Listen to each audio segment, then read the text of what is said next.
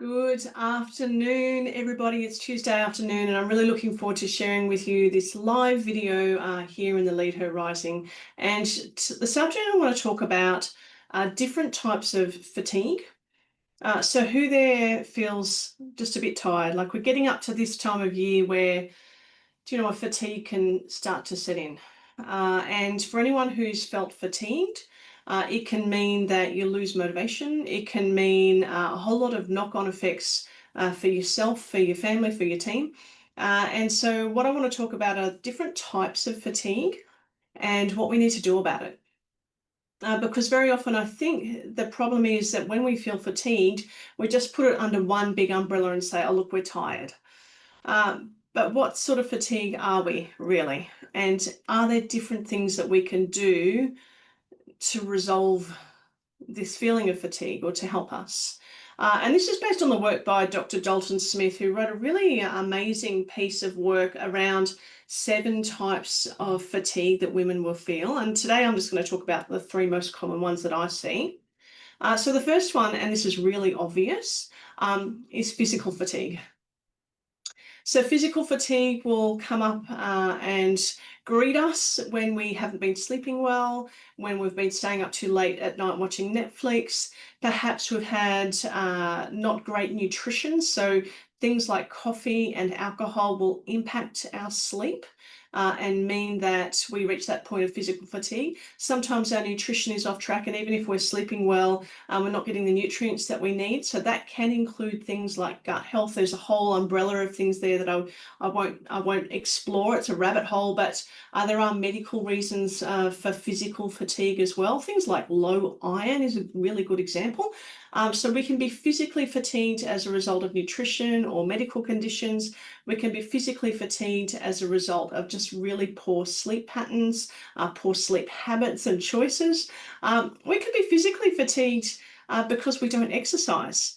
And without that exercise, our sleep pattern is not as good. So exercise is a really essential component of actually getting a decent sleep. So when we feel that physical fatigue, we'll normally wake up tired. We'll normally need more than one coffee to kickstart the day, and we can't kickstart the day without the coffee. We find ourselves in a place of irritability, and that physical fatigue, if you're navigating that, the answers to that is super simple. Get your nutrition on track, get your iron levels tested, check out if you've got any medical conditions, but prioritize your sleep.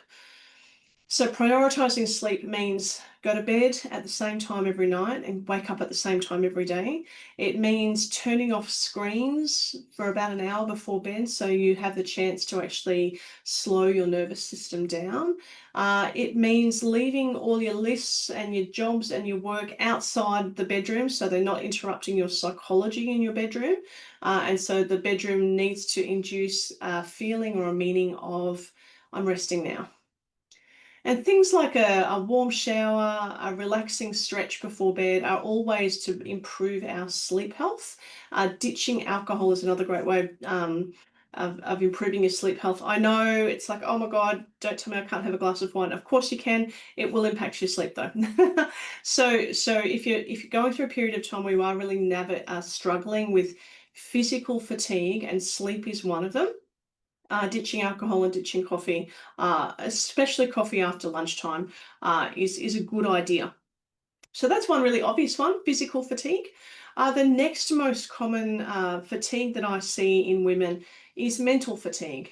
And we'll often confuse the two. Like I said, put them all under the same umbrella. But mental fatigue really is about feeling like you've got too many tabs open in the brain. You've had to make too many decisions, and you've got decision fatigue. Don't ask me another question. Don't ask me to solve another problem. I can't bear it. That mental fatigue will often feel like overwhelm.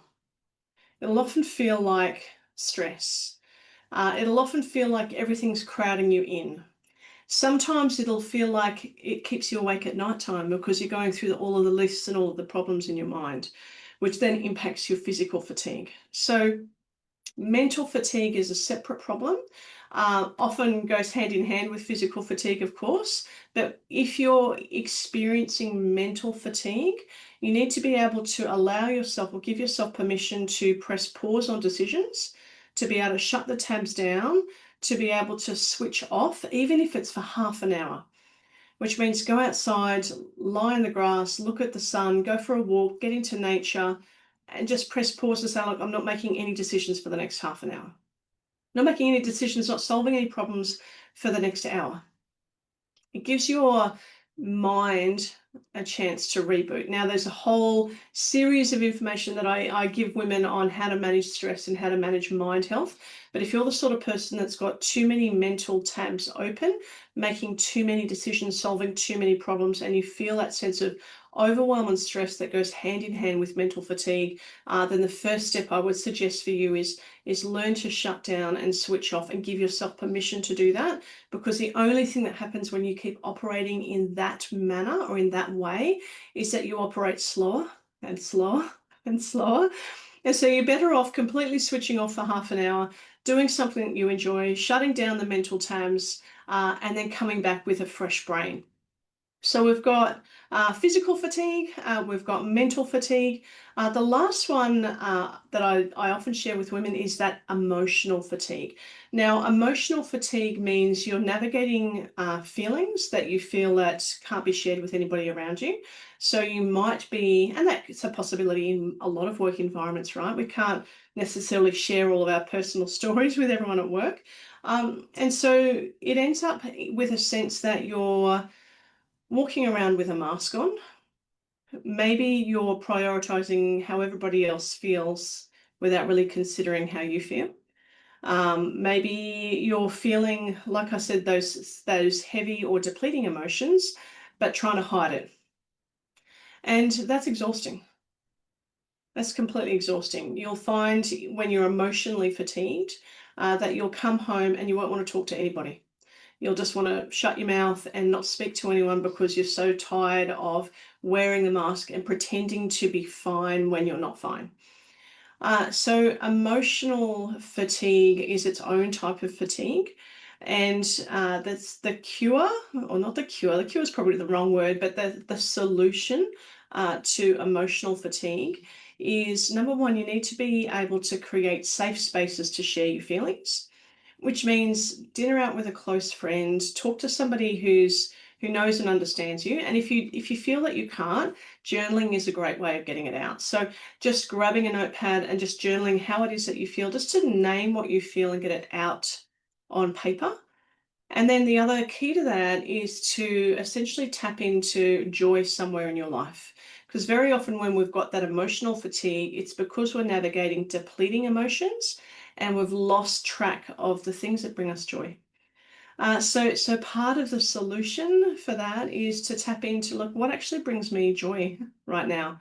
And it could be a walk on the beach. It could be going and having a massage. It could be swinging on a swing in a playground. It could be like, there could be so many things, but it doesn't need to be grand. It can be very, very simple.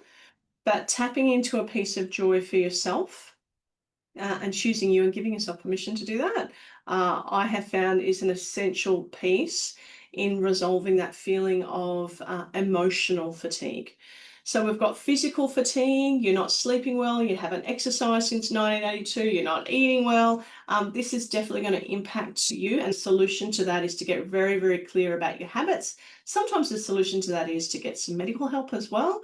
The second type of fatigue is the mental fatigue. You've got too many decisions, you're overwhelmed, too many tabs open in the brain, your brain's on overload at night time. The solution to that is to shut down, give yourself permission to have half an hour without any decisions, without any problem solving, without someone asking you to do something. And giving yourself that permission will mean that your system can kind of reboot. And then, like I said, and there's many other solutions to looking after the brain, of course, but these are just some simple tips that can help. The final fatigue point is, like I said, the emotional fatigue. And emotional fatigue can make us feel very disconnected. It can make us feel that we're isolated and nobody actually understands what we're navigating because we haven't had the chance to express it. We haven't had the chance to journal it. And sometimes that when we sink and spiral into that, we haven't had the chance to, or given ourselves permission to experience a piece of joy. So I hope these 3 different fatigue types resonate with you and give you an idea of actually that's what I need to solve this type of fatigue. There are other fatigue types, of course: creative fatigue, sensory fatigue. Sensory fatigue is when you've got too many lights, too many noises, and you need to just be quiet in a dark room for a while. Spiritual fatigue, when you feel like you've lost purpose and connection. So there's lots of different types, but the 3 that I've outlined are probably the most common that I work with in the women that I coach. So I do have like a worksheet for the different types of fatigue. If you want worksheet, then just type worksheet in the chat, and that way we'll connect and send you some more information on how it is that you need to figure out how to solve your fatigue so that you can return to a place of renewed energy. All right, I hope you've enjoyed that. Really nice to connect with you all, and see you next week.